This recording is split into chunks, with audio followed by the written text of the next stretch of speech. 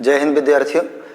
आज हम लोग कक्षा 12 के फिजिक्स का एक महत्वपूर्ण अध्याय जिसका नाम है वैद्युत आवेश तथा क्षेत्र, जो कि अध्याय नंबर 1 है, जहां से हम इसका अध्ययन करेंगे कि वैद्युत आवेश किसे कहते हैं और यह कितने प्रकार का होता है।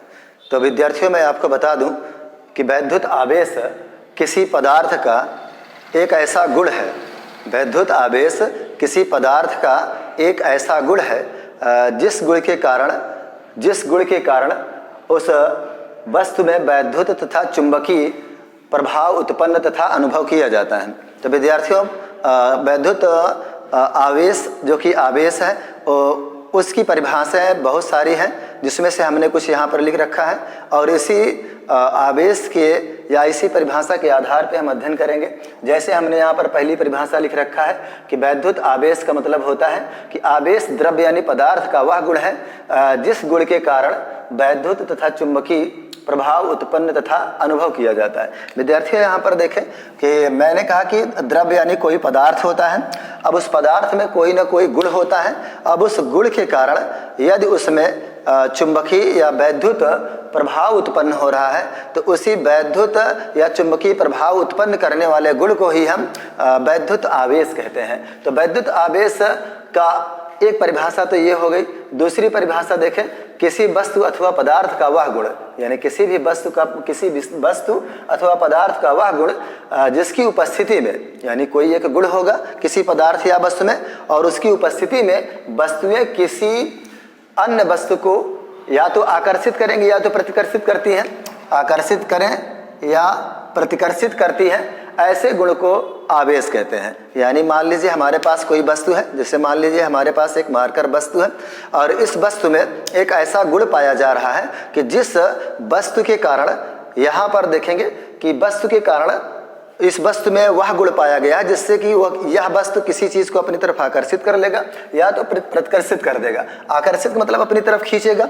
जैसे हम देखें, हम लोग देखते हैं कि आकर्षित करते हैं, जैसे कि हम लोग कोई कंघा ले लें और कंघा ले करके हम अपने बालों में इसको रब करें, रगड़ें और रगड़ने से देखेंगे कि अगर हम कोई हल्की वस्तु जैसे कागज या तिनका वगैरह ला करके उसके करीब में लाते हैं तो हम देखते हैं कि वह कंघा उस कागज या तिनके के टुकड़े को अपनी तरफ आकर्षित कर लेता है। या कभी कभी ऐसे गुण आ जाते हैं जिसके कारण वह प्रतिकर्षण का गुण आ जाता है। तो किसी वस्तु में आकर्षण या प्रतिकर्षण के गुण को ही हम आवेश कहते हैं। ये आकर्षण का मतलब होता है वस्तुओं को वो अपनी तरफ आकर्षित कर लेगा या फिर वस्तुओं को अपनी तरफ से प्रतिकर्षित कर देगा। तो ऐसे गुण को ही हम वैद्युत आवेश कहते हैं। इसीलिए हमने यहाँ पे परिभाषा लिख रखी है कि किसी वस्तु अथवा पदार्थ का वह गुण जिसकी उपस्थिति में वस्तुएं किसी अन्य वस्तु को आकर्षित तथा प्रतिकर्षित करती हैं, ऐसे गुण को आवेश कहते हैं। उदाहरण के तौर पे हमने यहाँ पर लिख भी रखा है। जैसे हमने यहाँ पर लिख रखा है कि जब अंबर को ऊन से रगड़ा जाता है, अंबर को यदि हम ऊन से रगड़ेंगे तो रगड़ने पर रगड़ा जाता है तो वह हल्की वस्तुओं को, हल्की वस्तु जैसे कागज हो गया या तिनका हो गया, उसको क्या करता है, अपनी तरफ आकर्षित करने का उसमें गुण आ जाता है। तो यह गुण क्यों आ रहा है? क्योंकि उसमें आवेश पाया जाता है। तो इसीलिए परिभाषा यहाँ पर दी जाती है। विद्यार्थियों, अगर पूछा जा रहा है कि वैद्युत आवेश किसे कहते हैं, तो वैद्युत आवेश का मतलब होता है किसी पदार्थ का वह गुण जिस गुण के कारण वह किसी वस्तु को अपनी तरफ या तो आकर्षित कर ले या तो प्रतिकर्षित कर दे, इसी को हम कहते हैं कि वो वैद्युत आवेश है। तो वैद्युत आवेश की परिभाषा के तौर पे आप जान चुके हैं। अब हम एक वैद्युत आवेश का एक गणितीय परिभाषा लेते हैं जिसका आगे चल करके हम न्यूमेरिकल में इसका अध्ययन करेंगे। हमें इसकी जरूरत पड़ेगी। विद्यार्थी, यहाँ से ध्यान देना, हम यहाँ पर दे रहे हैं क्या कि वैद्युत आवेश की एक परिभाषा तो हमने यहाँ पर द्रव्य के आधार पर, उसके पदार्थों के गुण के आधार पर हमने दिया, और यहाँ पर हम एक दे रहे हैं धारा तथा समय के गुणनफल को आवेश कहा जाता है। विद्यार्थियों, जो विद्युत धारा है और उसके समय, यानी कि जितने समय में वैद्युत धारा प्रवाहित हो रही है तो उस समय और उस धारा के गुणनफल को हम आवेश कहते हैं।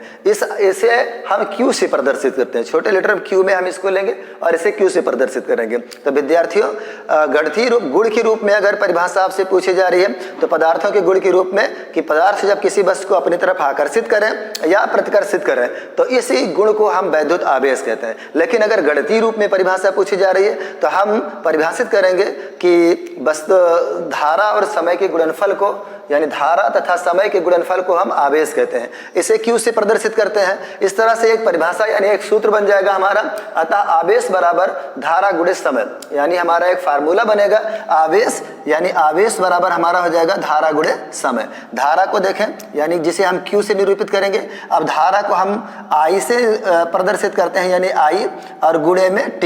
इसका हम अगर गुणा करके निकालेंगे तो Q बराबर I इंटू टी हो जाता है।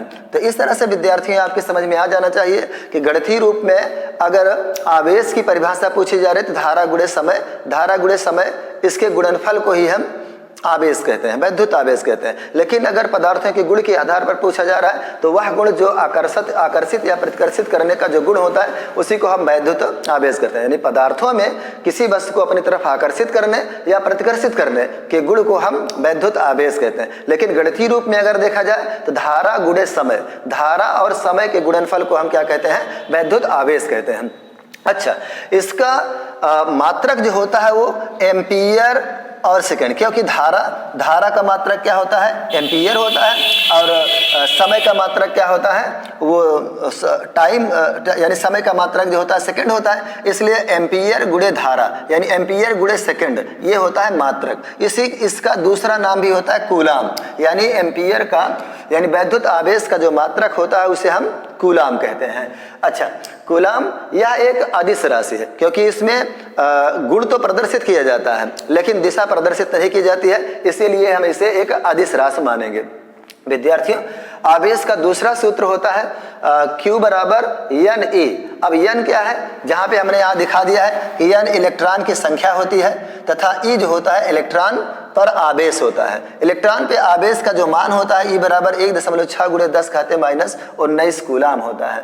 विद्यार्थियों, ये तो थी परिभाषा या परिचय था जो कि आप पढ़ेंगे आगे चल करके, पूरा विस्तृत अध्ययन हम इस पे करेंगे तो आपकी समझ में ये आ जाना चाहिए कि वैद्युत आवेश किसे कहते हैं। तो वैद्युत आवेश का मतलब होता है पदार्थों के आधार पे कि किसी पदार्थ का वह गुण जो किसी वस्तु को या तो अपनी तरफ आकर्षित कर ले या तो फिर प्रतिकर्षित कर दे, इस गुण को ही हम वैद्युत आवेश कहते हैं। ये पदार्थों के गुण के आधार पे है। लेकिन अगर हम गणितीय रूप में लिखें तो वैद्युत आवेश का मतलब होता है धारा गुणे समय, धारा और समय के गुणनफल को हम वैद्युत आवेश कहते हैं। इसके अलावा विद्यार्थियों आपकी समझ में आ जाना चाहिए कि वैद्युत आवेश को हम Q से निरूपित करते हैं, इसलिए धारा गुणे समय के आधार पर हम इसका एक फार्मूला प्राप्त करते हैं Q बराबर I इंटू टी। अच्छा, इसका जो मात्रक होता है, क्योंकि I एम्पियर होता है और टी समय सेकंड होता है, इसलिए इसका मात्रक जो हो जाएगा एम्पियर गुणे या एम्पियर इंटू सेकंड होता है। अब इसका जो मात्रक होता है उसे हम कूलाम भी कहते हैं। तो कूलाम, इसके अलावा हमें आगे चल करके एक वैद्युत आवेश का एक गणितीय फार्मूला और प्राप्त करना पड़ेगा जिसे हम Q बराबर एन ई कहते हैं। एन क्या है? एन मतलब नंबर है। नंबर किसका है? यानी इलेक्ट्रॉनों की संख्या है। इलेक्ट्रॉनों की संख्या हमें प्राप्त होगी और फिर इलेक्ट्रॉनों की संख्या और उसके आवेश, इलेक्ट्रॉन पर कितना आवेश है उसके गुणनफल से भी हम उसके आवेश को प्राप्त कर सकते हैं। इसलिए हमारे पास दो फार्मूले प्राप्त हुए, एक Q बराबर I इंटू टी और एक हमारा होता है क्या? Q बराबर एन ई। इसके अलावा विद्यार्थियों आपकी समझ में एक बात और आनी चाहिए कि आवेश की जो बीमा होती है वो A इंटू ए टी होता है। ए टी होता है। ए क्या है? एम्पियर है और टी क्या है? टाइम है। इसलिए बीमा भी आपकी समझ में आ जाना चाहिए, इसका फार्मूला आपके दोनों समझ में आना चाहिए। इसके अलावा विद्यार्थियों, क्योंकि हमारे प्रश्न का नाम है वैद्युत आवेश किसे कहते हैं या कितने प्रकार का होता है, तो विद्यार्थियों आपके समझ में वैद्युत आवेश आ चुका है कि वैद्युत आवेश किसे कहते हैं। अब विद्यार्थियों हम लोग देखेंगे कि वैद्युत आवेश कितने प्रकार का होता है। तो वैद्युत आवेश देखें विद्यार्थियों, हमने लिख रखा है दो प्रकार के होते हैं, एक धन आवेश होता है, एक ऋण आवेश होता है। धन आवेश का मतलब ये धन चार्ज लिए होगा और ऋण आवेश का मतलब ये ऋण चार्ज लिए होगा। अच्छा, लेकिन ये धन और ऋण चार्ज जो होते हैं इसके आधार पर देखें सजातीय आवेश और विजातीय आवेश। सजातीय आवेश और विजातीय आवेश क्या है उसको देखिएगा विद्यार्थियों।